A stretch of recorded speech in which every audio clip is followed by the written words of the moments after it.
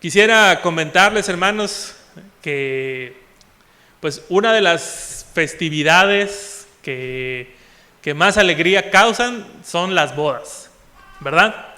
Todas las bodas en cualquier parte del mundo, al menos las que yo he visto, son emotivas, son alegres, hay música, hay alegría. Los novios, hermanos, o bueno, la mayoría de los novios recuerda su boda, de algo que pasó. Por ejemplo, yo puedo decir que en la mía, mi novia no llegaba. Tenía yo unos 15 minutos afuera y no llegaba. Y entonces empecé a pensar lo peor. Pero resulta que mi cuñada, que era la encargada de avisar que ya estábamos todos, se emocionó con las fotos y se le olvidó avisarle a la novia que ya llegara. Pero en nuestras bodas, hermanos, en las bodas que celebramos, el común denominador es que va a ser un tiempo de alegría, que nos la vamos a pasar bien, que nos vamos a sentir contentos. Sí es cierto que a veces hay lágrimas en la boda, hermanos, pero pues son lágrimas de nostalgia, lágrimas de emoción, ¿verdad? No sé cómo lo voy a tomar cuando se casen mis hijas, ¿verdad? Pero cuando las vea llegando a la iglesia, tal vez me emocione mucho, ¿verdad? De verlas bonitas y voy a llorar, ¿no? De una vez lo anticipo, por si eso pasa. Pero en general, hermanos, las bodas no son un lugar para ir a llorar, ¿no? Son un lugar para disfrutar, para estar contentos de que va a nacer una nueva familia. Pero, hermanos, de la misma manera, los velorios, los entierros, pues son actos sumamente solemnes, en donde tratamos de guardar silencio, ¿verdad? No esperaría yo que alguno de ustedes dijera, está muy aburrido aquí, ¿verdad? Todos muy solemnes en un velorio. Estamos llorando, compartimos el dolor con las demás personas, ¿sí? Nadie busca hacer un chiste, ¿verdad? Nadie busca poner ambiente en un velorio, independientemente de que nuestro contexto chiapaneco, ¿verdad?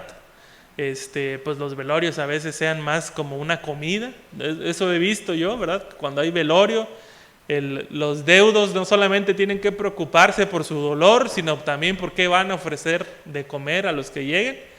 Pero aún así, hermanos, el tiempo de velorio es un tiempo triste, es un tiempo para estar pues compartiendo dolor con las personas. Es más, a veces las personas que están en un duelo, en un tiempo de velorio, pues no comen, ¿verdad? Los propios deudos no comen, no les da apetito, ¿verdad? Y a veces cuando llega uno al panteón, pues se nos desmayan por el ayuno prolongado. Entonces, conocemos nosotros, hermanos, la manera en la que nos comportamos en estas dos situaciones, tanto en los velorios como cómo nos comportamos en las bodas. Y el Señor Jesús lo sabe muy bien también. En este pasaje que nosotros leímos, estamos viendo a tres grupos, ¿sí? El grupo de Juan el Bautista, el grupo de los fariseos y el grupo de Jesús y sus discípulos. Los dos primeros, hermanos, el grupo de Juan y el grupo de los fariseos, pues parece ser que no tienen líder, hermanos. Juan el Bautista, de acuerdo al libro de Marcos, ya ha sido arrestado. Y los fariseos, hermanos, pues no tenían discípulos. Los fariseos como tal no eran maestros.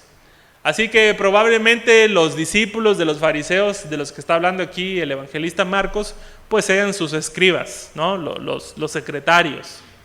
Pero este grupo, hermanos, está viendo algo, los dos, tanto los de Juan como los de los fariseos, están viendo que el grupo del Señor Jesús no hace algo que ellos sí están haciendo.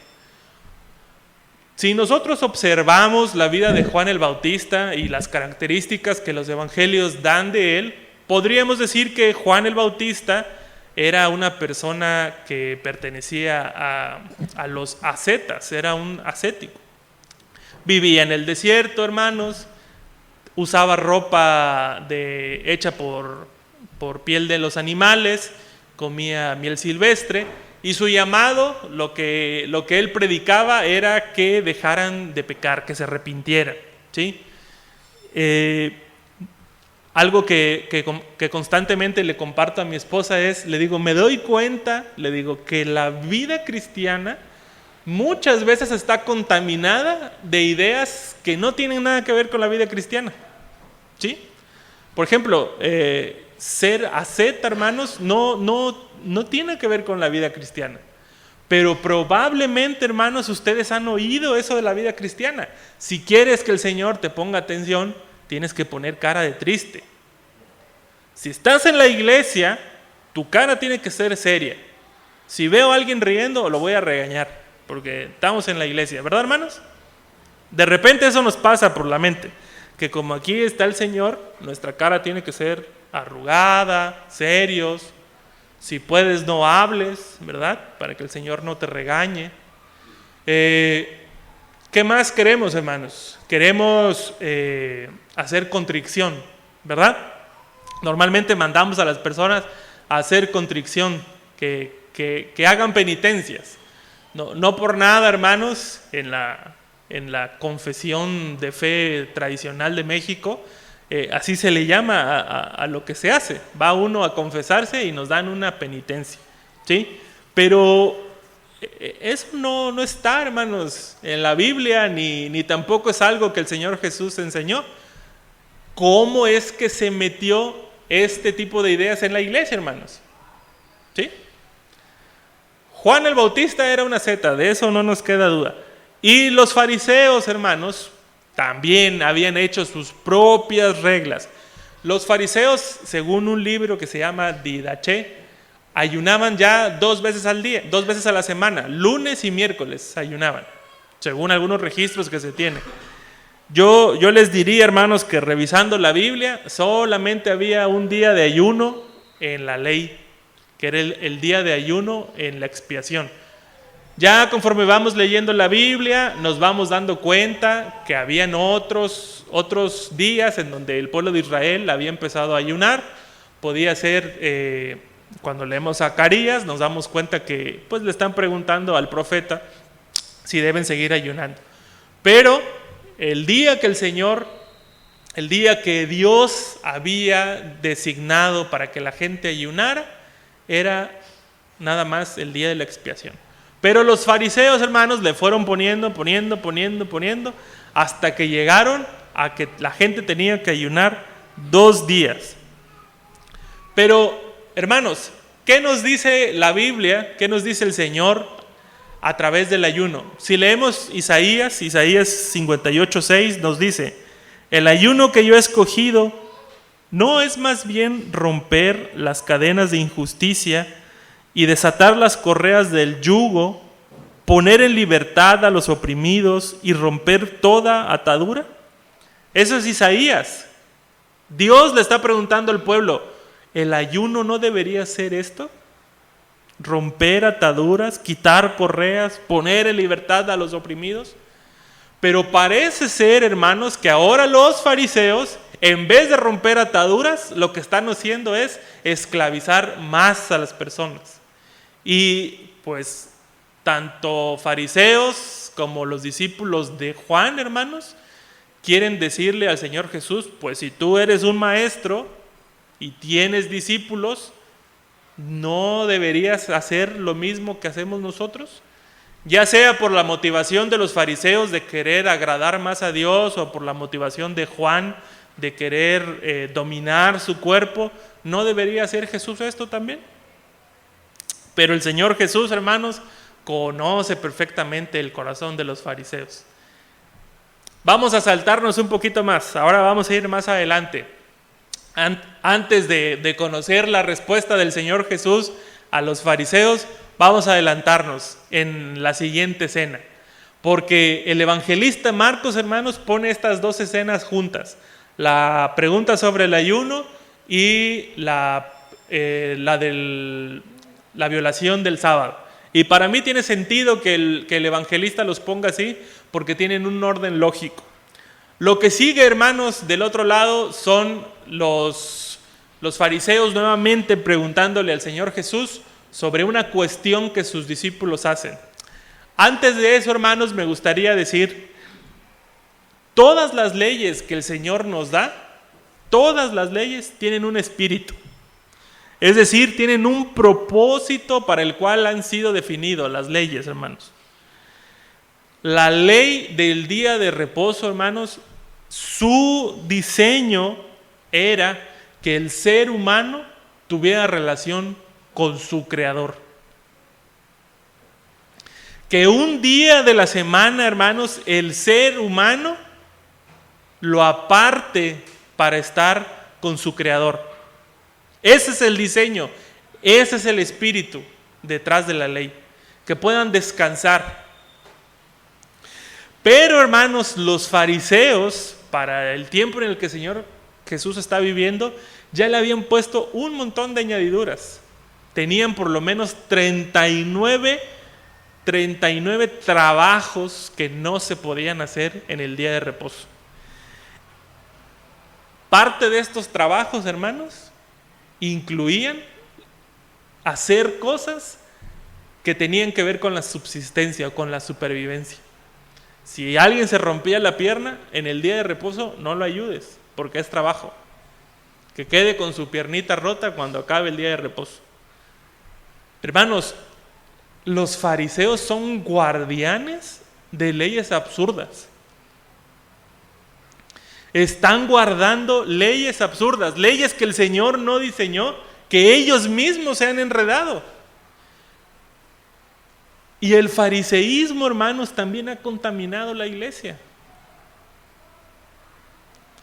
Dice el apóstol Pablo que las mujeres se vistan con decoro, ¿verdad? Y entonces nosotros, los fariseos modernos, empezamos. ¿Qué es el decoro? La falda abajo de la rodilla. ¿Cuántos dedos? 1, 2, 3. ¿Verdad? ¿Qué es el decoro? ¿Que se pinten o que no se pinten? Sí, pero solo las cejas. No, ni las cejas. ¿Verdad, hermanos? No tatuajes, porque no agrada a Dios. Pero sí se pueden tatuar la ceja. Ah, es diferente porque es la ceja, ¿no? Eso pasa con nosotros, hermanos. ¿Sí? Las leyes del Señor, los requerimientos del Señor son bien sencillos, pero nosotros nos encargamos de irlas complicándolas. ¿Sí? Los fariseos le preguntan al Señor Jesús que si Él no ve lo que están haciendo sus discípulos. Y es una pregunta, hermanos, cargada de trampa. Porque le están preguntando si no saben lo que hacen sus discípulos. Y la trampa aquí es lo siguiente. Si Jesús dice que no ve o que no sabe lo que están haciendo, entonces Jesús es un maestro irresponsable porque no está pendiente de sus alumnos. Pero si Jesús dice que sí lo sabe y sí lo ve, entonces Jesús es un quebrantador de la ley. Y por los dos lados, Jesús se va a meter en problemas con ellos, que son los guardianes de estas leyes absurdas. Pero el Señor Jesús, hermanos, les responde igual. Su respuesta también tiene filo, como decimos, porque les va a decir, ¿no han leído? Y que le digan a los fariseos que no han leído, hermanos, es cosa seria. Si alguien había leído la ley, eran los fariseos. Pero tal parece, hermanos, que el que tiene la razón aquí es el Señor Jesús, porque los fariseos no han leído, hermanos. El Señor Jesús les va a contar la historia de David, que tenía hambre y que él y su ejército han comido de los panes que estaban nada más destinados al sustento del sacerdote y de su familia. Y no le pasó nada a David, hermanos. No le cayó un rayo, no se envenenaron, él y su ejército, no les pasó nada.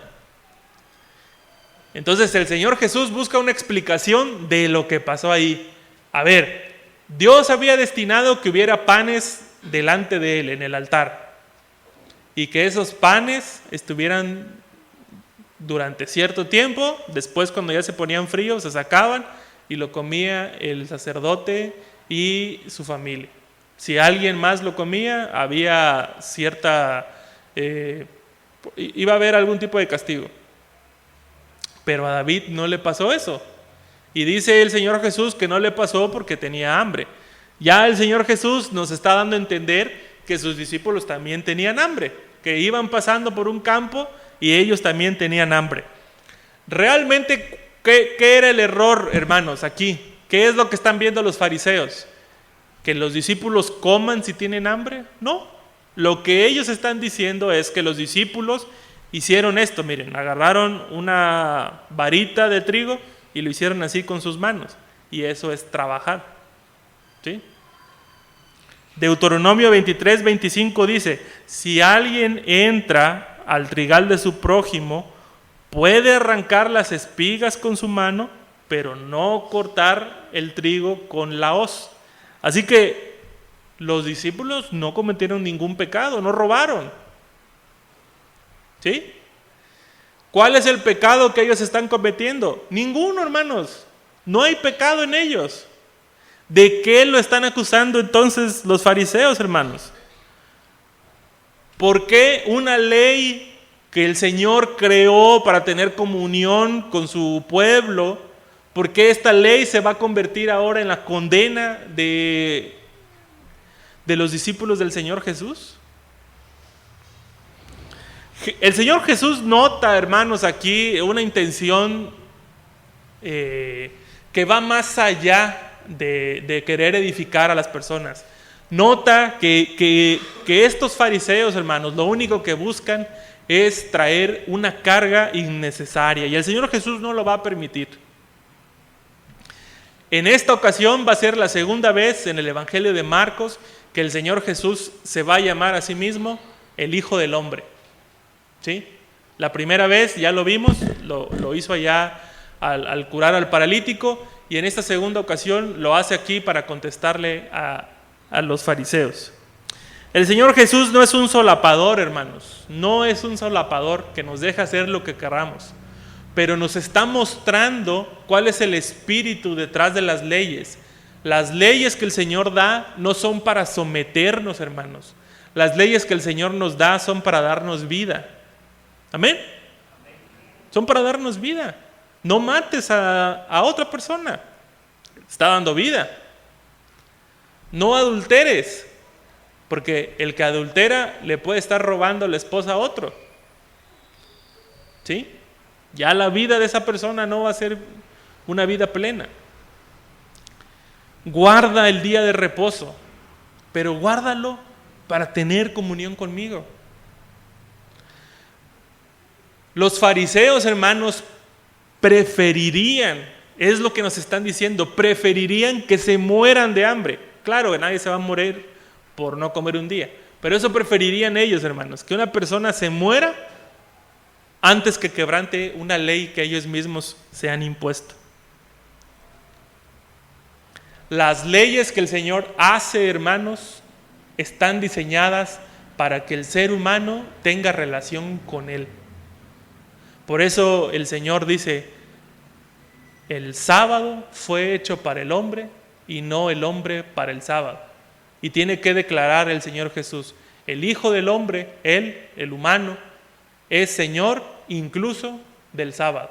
Y hoy, hermanos, lo que el Señor Jesús nos está diciendo a nosotros: soy Señor incluso de sus reglas absurdas que se han inventado. ¿Cuántas reglas absurdas nos hemos inventado como iglesia, hermanos? Estaba leyendo un libro hace tiempo de un autor que se llama Bertrand Russell, y este hombre ha hecho un rastreo por la moralidad desde hace mucho tiempo, y dice algunas cosas interesantes. En los años 1800, aquí en Estados Unidos, un hombre y una mujer casados no podían ir de la mano el día domingo, porque era pecado. Era pecado. Los padrinos de un niño, un hombre y una mujer, no podían casarse entre sí porque era incesto. ¿Sí? Vean ustedes, hermanos, cuántas leyes absurdas se han hecho desde hace tiempo y nosotros como pueblo cristiano le hemos ido dando batalla.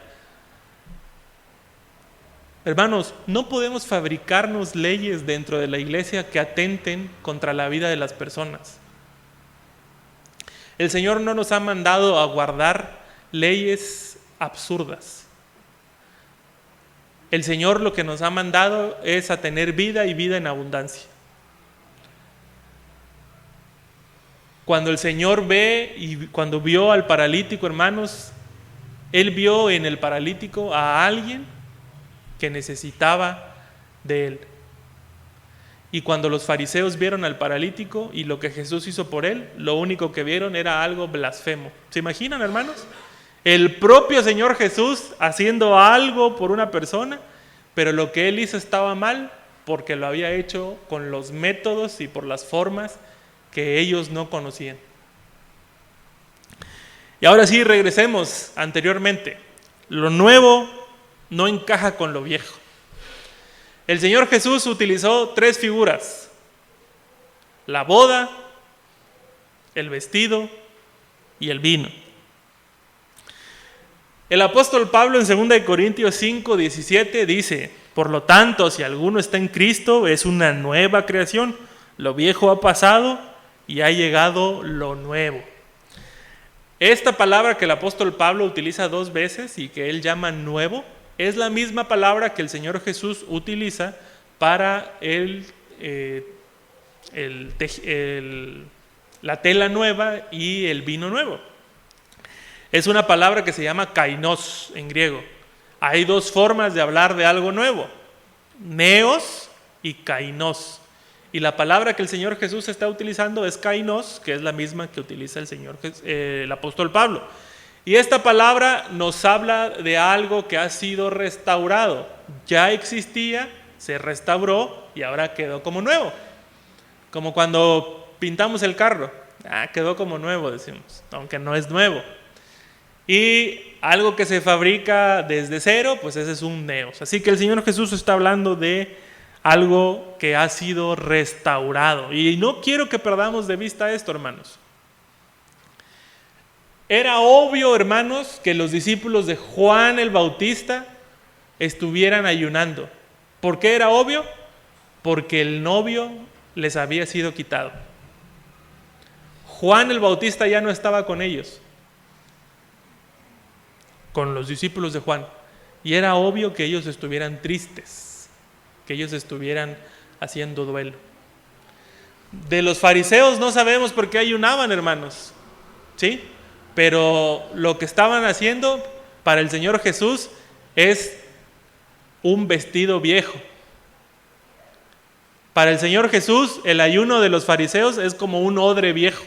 El Señor Jesús dice: entiendo a los discípulos de Juan, ellos no tienen al novio con ellos, se los han arrebatado. Arrebatado aquí es que se lo hayan quitado de una manera violenta. Y los entiendo que ellos estén ayunando, porque no tienen motivos para estar contentos. Pero mis discípulos, que en este caso nosotros también nos vamos a incluir ahí, ellos me tienen a mí ahorita. Y no hay motivo para que mis discípulos anden con la cara larga.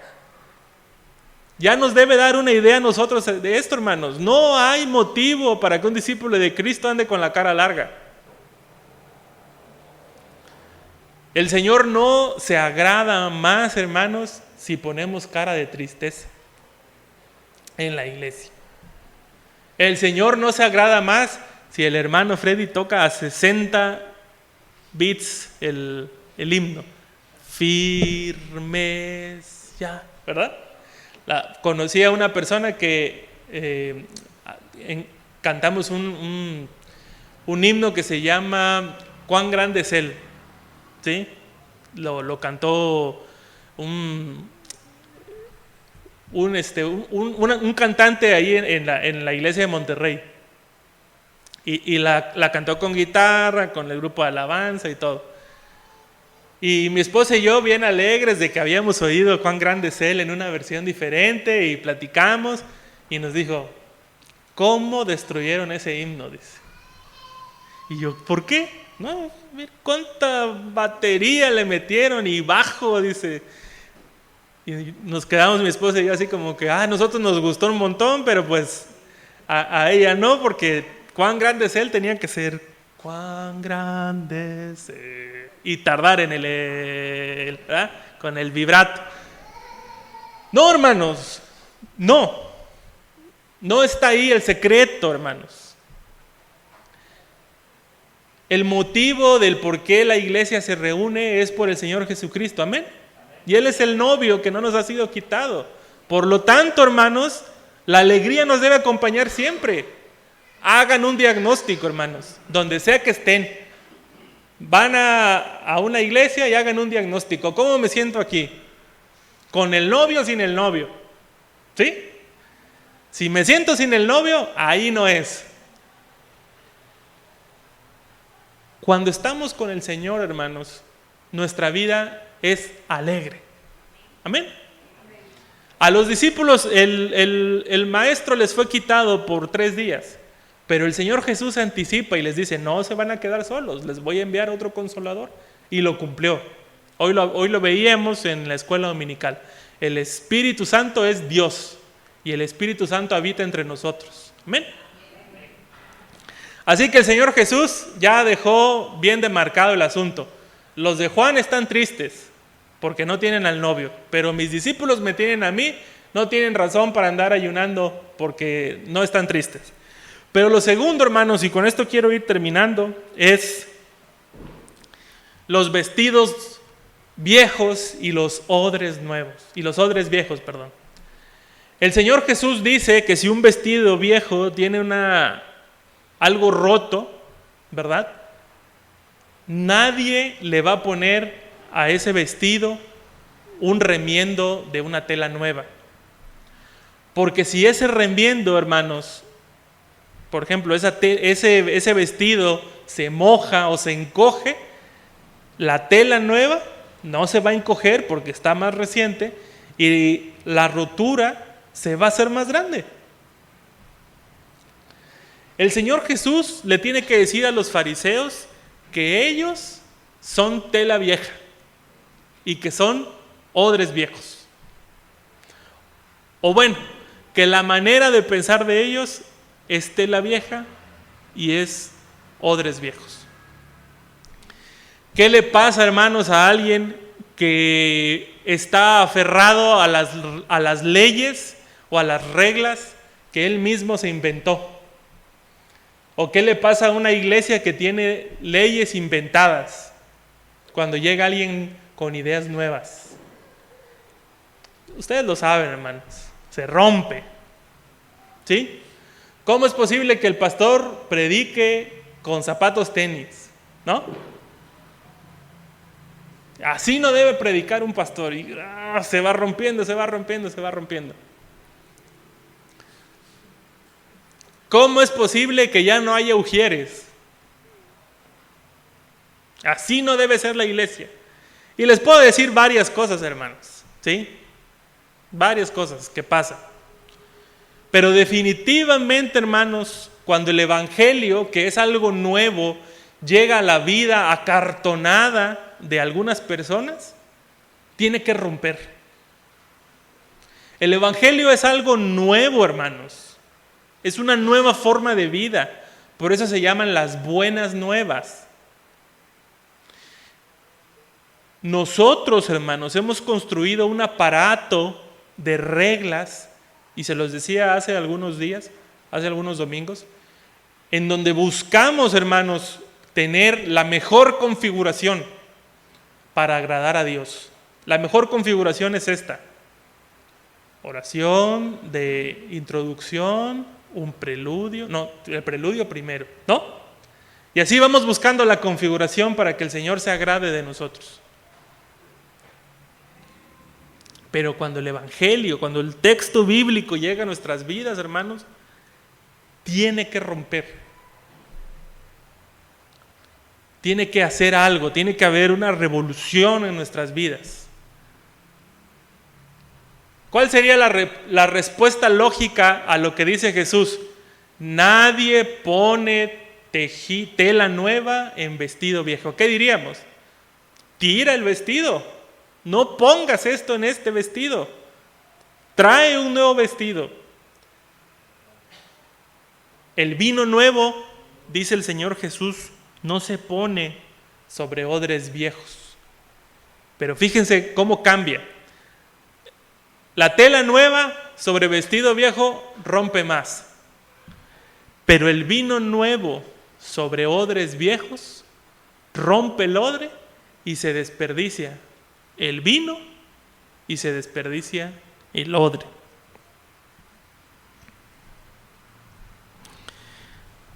El mensaje fresco, el mensaje nuevo, el mensaje liberador del Señor Jesús, hermanos, necesita estar en odres nuevos.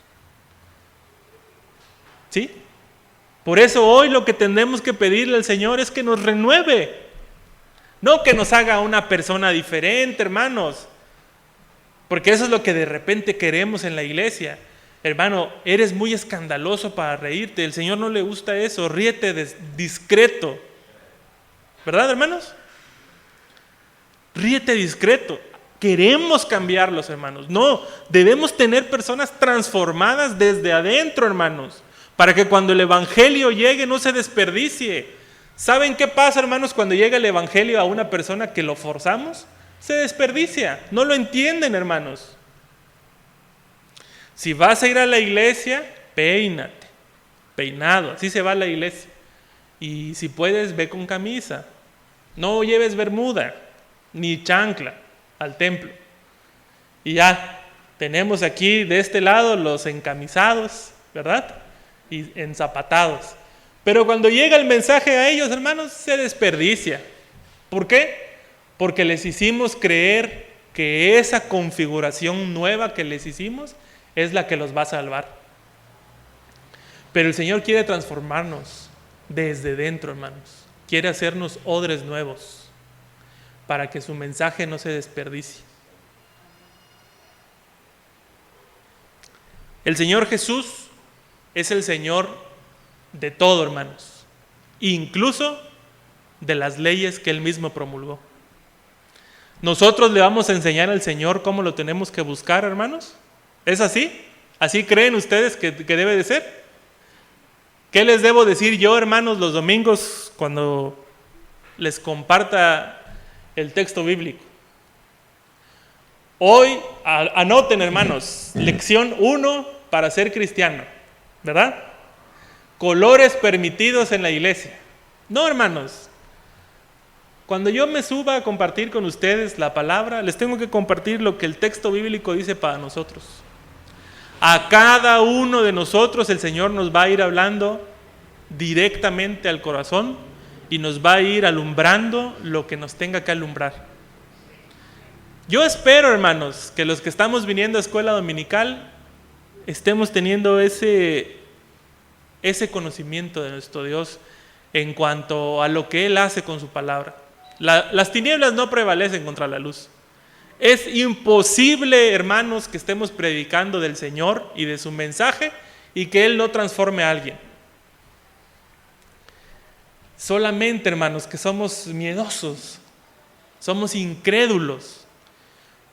Un Dios bueno, un Dios soberano, que nos ame sin pedirnos nada a cambio, no me lo creo, decimos.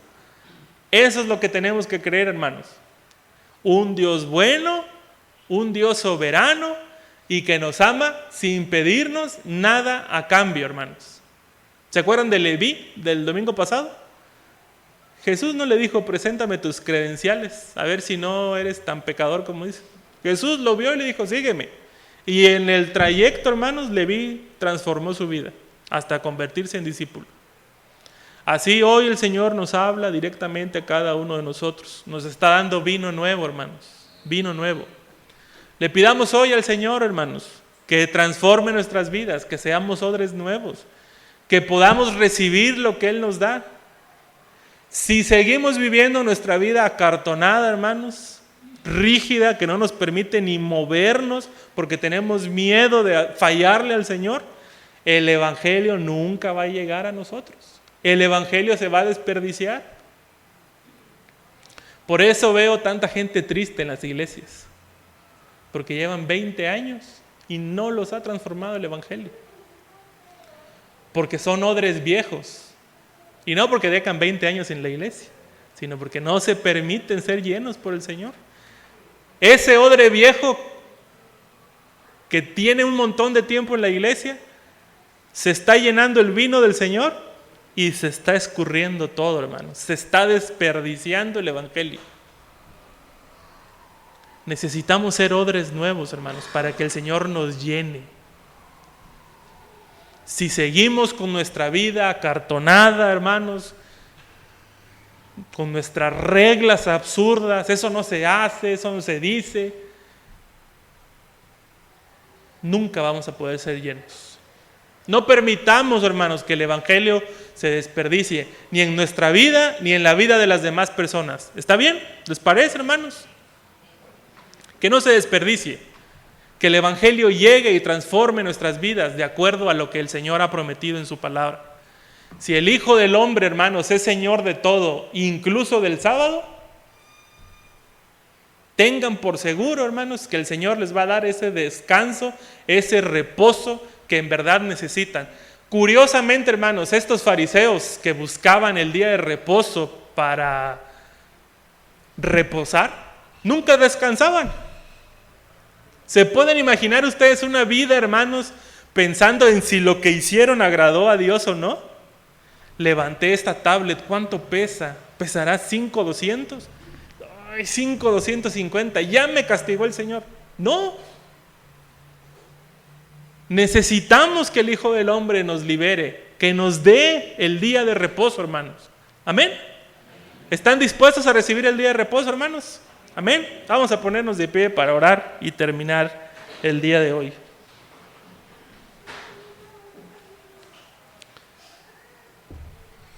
Y podemos terminar con Rey Exaltado otra vez, hermano, ¿sí? Para alabar a nuestro Dios antes de irnos. Vamos a orar, hermanos. Gracias, Señor, porque eres Señor de todo, incluso de las reglas. Señor, tú has decidido cómo te vas a relacionar con nosotros. No nosotros decidimos cómo relacionarnos contigo. Permítenos ser libres, Señor, libres de verdad. Permítenos, Señor, descansar en ti. Permítenos, Señor, tener la seguridad y la certeza de que nos amas tal cual somos. Y que en el camino del discipulado, en el camino del seguirte, Señor, tú nos vas a transformar de tal manera que podamos alcanzar la estatura del varón perfecto. No son nuestras reglas, Señor, las que nos van a llevar a ti. Trae liberación, Señor, a esta comunidad de fe que te necesita, Señor. Estos mis hermanos y yo, Señor, necesitamos todos los días ser liberados, ser odres nuevos, Señor. Que tu Evangelio permanezca en nuestros corazones, Señor. Que tu Evangelio transforme nuestras vidas desde el corazón. Señor, has roto el tejido viejo, has roto la tela vieja. La rotura ya se hizo tan grande, Señor, que es imposible seguirnos vistiendo con ese vestido viejo. Permítenos ser revestidos nuevamente, Señor, con la vida de tu Hijo Jesucristo. Permítenos, Señor, ser transformados por el poder del Espíritu Santo. Y que nuestros corazones, Señor, puedan alabarte y puedan agradarte, Señor, con lo que tú nos das.